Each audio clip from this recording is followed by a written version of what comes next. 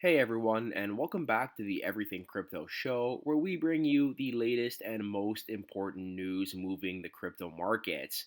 Now, I am very excited to bring you all today's video, and as you may be able to tell right off the bat, yes, we are not in our regular recording setup, which is why my audio might sound a little bit crappier today, but I did want to bring you the content in today's video because if you are a holder of the CRO token, this is a very important one to watch. So in our previous video, we spoke about this upgrade that took place on the CRONOS chain, which effectively is a 10x reduction in base gas fees. So transactions are now 10 times cheaper on average on the CRONOS chain from time to finality. However, there is a second part of this upgrade we did not talk about in the previous video. While the first part is live, this second part is not live yet, and this is what I would argue is the much bigger upgrade, as it is effectively going to allow for ultra fast and sub-second transactions on the CRONOS chain. So we're going to break all this down and talk about what the max transactions per second could be for the CRONOS chain following this upgrade. Compare it to other blockchains as well, some of the biggest ones out there, such as Sui and Solana, and then take a look at the price action of CRO to wrap up this video. Before we do that, though, just a friendly reminder that I am not a financial advisor. I am simply here for your crypto news and entertainment purposes. And if you do find the content informative and entertaining, please consider hitting that sub and like button. And as always, I appreciate all the support on the channel. I love this community. You guys are absolutely amazing. So, just for some context, in our previous video, we spoke about this proposal right here for the CRONOS chain. And effectively, what they were looking to do is reduce the minimum gas price from 3750 gwei down to 375 gwei. So they actually measure their gas in gwei the same way that Ethereum measures their gas. But effectively, this would reduce transaction fees by up to 90%. Okay, so a transaction that would cost $1 in the past would now cost 10 cents. If a transaction would cost 10 cents in the past, that is now reduced down to 1 cent. So the CRONOS chain, for those of you that don't know, it does run on a dynamic fee structure, which is very similar to how Ethereum has operated following the EIP 1559 upgrade. So basically, as the blockchain becomes more congested, as more people are trying to transact on a chain, the gas prices rather, are going to go up. And you can actually choose to pay more gas to the network to have your transaction go through faster, or pay a cheaper transaction fee, but just acknowledge that it may take some more time for this transaction to settle. So this is what they're talking about in terms of this dynamic fee structure. It's something that Ethereum introduced a couple years back, and the CRONOS chain introduced something very similar. So if we take a look at the average gas price on CRONOS, what you're going to notice is that the minimum gas price before, so the cheapest gas price you would be paying per transaction, was that 3750 gwei, that 3.75k per transaction. And we can see here that following the upgrade that went live on June 26th, this was reduced down to 375. Okay, we're looking at this minimum gas price right over there, the second line on this info. And you can see here that the max gas price as well, as a result, has gone down a lot from 1 million gwei on Wednesday down to 239k gwei. Average gas price as well dropped from about 4.5k gwei down to 907. So just massive reductions in transaction fees across the board.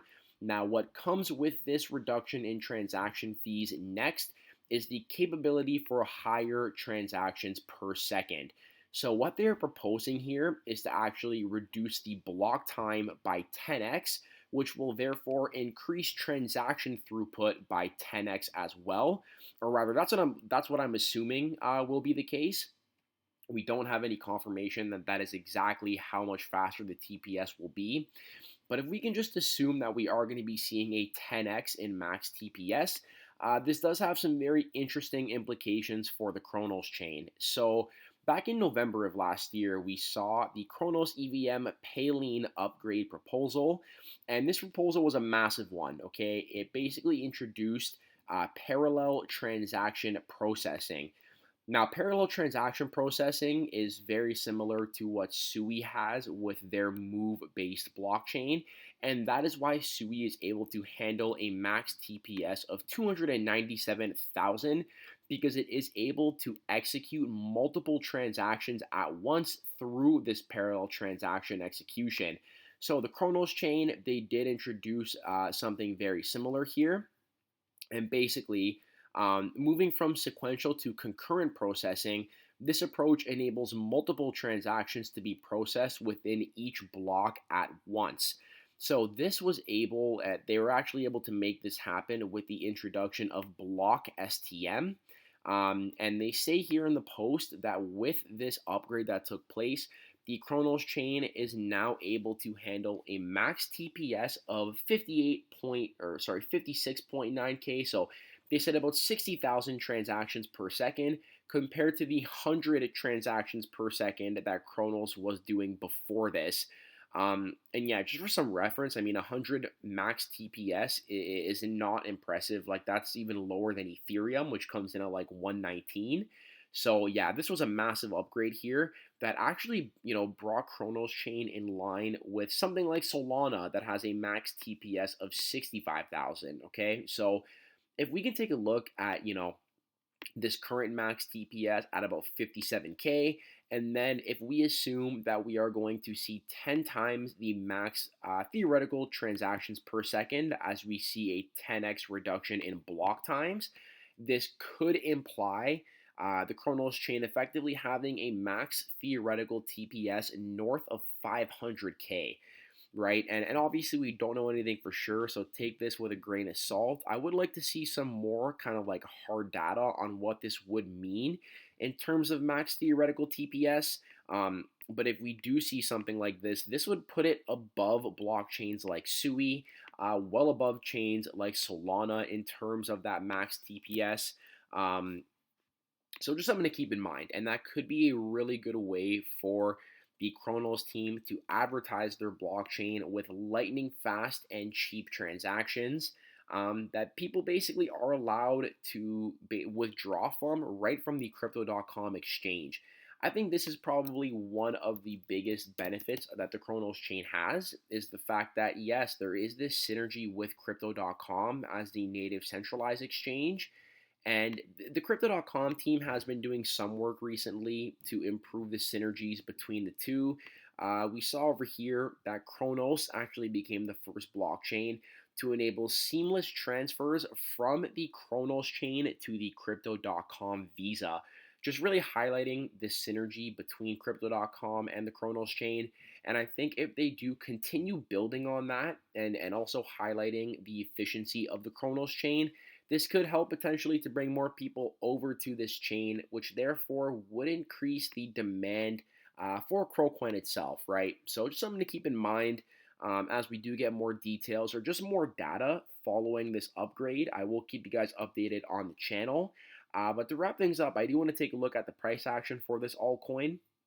And yeah, I mean, like we said in our last video and like we've been saying recently, this 10-cent hurdle for Crow has been a massive one, okay? I'm going to go ahead and make this line red at the moment so you can focus on this over here. But you can see, right, like in the prior bull cycle, 10 cents actually was a very strong area of support for Crow.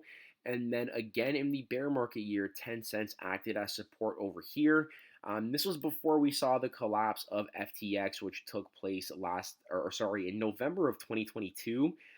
This did lead to Crow capitulating as a lot of FUD was targeted towards other exchanges, Binance, Crypto.com.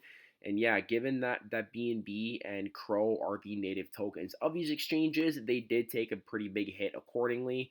And now what we can see here is that, Crow bottomed out at 5 cents in late 2023.